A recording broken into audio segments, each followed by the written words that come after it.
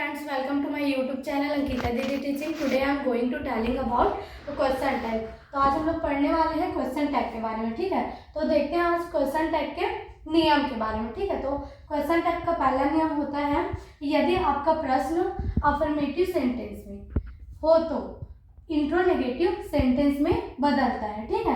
तो यदि आपका प्रश्न किसमें हो, अफर्मेटिव सेंटेंस में हो, है ना, तो उसको किसमें बदलना पड़ता है, क्वेश्चन टैग लगाने के लिए इंट्रोनेगेटिव सेंटेंस में बदलना पड़ता है, ठीक है। और ये अब दूसरा नियम देखते हैं, यदि आपका प्रश्न नेगेटिव सेंटेंस में हो, किसमें हो, नेगेटिव सेंटेंस में हो, तो इंट्रोगेटिव सेंटेंस में बदलता है, ठीक है। यदि आपका प्रश्न अफर्मेटिव में ना होकर नेगेटिव सेंटेंस में हो, किसमें हो, नेगेटिव सेंटेंस में जिसमें नॉट लगा हो, तो आपका कौन सा सेंटेंस में बदलेगा, इंट्रोगेटिव सेंटेंस में बदलेगा, ठीक है। ये दोनों नियम बहुत इंपॉर्टेंट है कि अगर आपका प्रश्न अफर्मेटिव में हो तो इंट्रोनेगेटिव में बदलेगा, और आप अगर नेगेटिव तो इंट्रोगेटिव में बदलेगा, ठीक है। तो अब देखते हैं जो इंट्रोनेगेटिव सेंटेंस में अफर्मेटिव सेंटेंस को हम लोग इंट्रोनेगेटिव सेंटेंस में बदलेंगे, ठीक है। तो उसमें जो हेल्पिंग वर्ब और जो नॉट होता है उसका यूज कैसे करते हैं, ठीक है। तो जैसे कि कोई भी हेल्पिंग वर्ब हो गया, है ना, तो जैसे हो गया डू और नॉट, ठीक। इंट्रोनेगेटिव में क्या आएगा, हेल्पिंग वर्ब प्लस नॉट आएगा, तो इसको डू और नॉट ऐसा नहीं लिख सकते, ठीक है। तो इसको कैसे लिखना है, जैसे कि ये हेल्पिंग वर्ब डू है तो डू को लिखना है, फिर उसके बाद ये जो नॉट है तो नॉट को पूरा नहीं लिखा जाता, ठीक है। नॉट का केवल एन आएगा, फिर ओ की जगह में छोटा सा कॉमा ऊपर में आएगा, फिर क्या आएगा, टी आ जाएगा, तो डू नॉट का क्या होगा, डोंट होगा, ठीक है। वैसे ही हैव नॉट, ठीक है, क्या है, हैव नॉट, तो हैव का हैव लिखेंगे यहाँ पास, फिर नॉट को पूरा नहीं लिखेंगे, एन का नॉट का क्या आएगा एन, ओ के जगह में क्या आ गया छोटा सा कॉमा, फिर क्या आ गया टी, ठीक, हैवंट हो गया, है ना। तो अब देखते हैं शुड नॉट, तो शुड नॉट, शुड क्या है हम लोग का मॉडल्स है, ठीक है, लेकिन मॉडल्स भी हम लोग का क्या होता है, हेल्पिंग वर्ब होता है, ठीक है। तो ये शुड क्या है, शुड, अब शुड नॉट को कैसे लिखेंगे, शुड को शुड लिखेंगे, फिर नॉट का क्या आएगा एन आएगा, और ओ के जगह में क्या लगेगा छोटा सा कॉमा, और फिर क्या लगा देंगे टी, तो शुड नॉट का क्या हो जाएगा, स्टूडेंट हो जाएगा, इज नॉट का क्या हो जाएगा, इजेंट हो जाएगा, ठीक। वाज नॉट का क्या होगा, वासेंट हो जाएगा, ठीक है। और हैज नॉट का क्या हो जाएगा, हैजेंट हो जाएगा। हमेशा याद रखना जो हैज नॉट, हैव नॉट जो भी है ना, उसमें का शुरू का लिखना है, हैज को आपका हेल्पिंग वर्ब वैसे का वैसे ही रहेगा, और नॉट का केवल क्या आएगा एन आएगा, और फिर ओ के जगह में क्या आ जाएगा छोटा सा कॉमा, और फिर क्या आ जाएगा टी, ठीक है। आपका जितना भी हेल्पिंग वर्ब होगा इसमें वो उसमें वही नियम लागू होगा, ठीक है। अब देखते हैं कुछ याद रखने वाले हेल्पिंग वर्ब प्लस नॉट, ठीक है।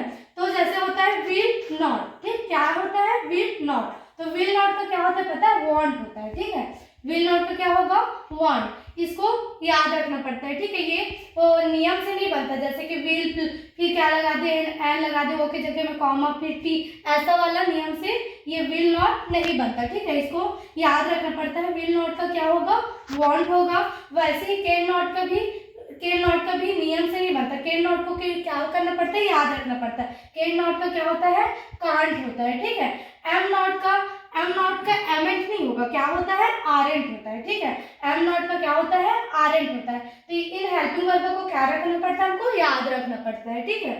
अब अगला नियम देखते हैं, यदि हमारे प्रश्न में सब्जेक्ट कोई नेम हो, ठीक है, यदि हमारे प्रश्न में क्या हो, कोई सब्जेक्ट क्या हो, नेम हो, तो नाम का उपयोग नहीं किया जाता, ठीक है। अगर कोई भी हमारे सब्जेक्ट क्या हो, नाम हो, ठीक है, तो नाम का उपयोग नहीं किया जाता, जैसे कि मोहन सोहन, है ना, तो मोहन सोहन क्या है, लड़का का नाम है, ठीक है।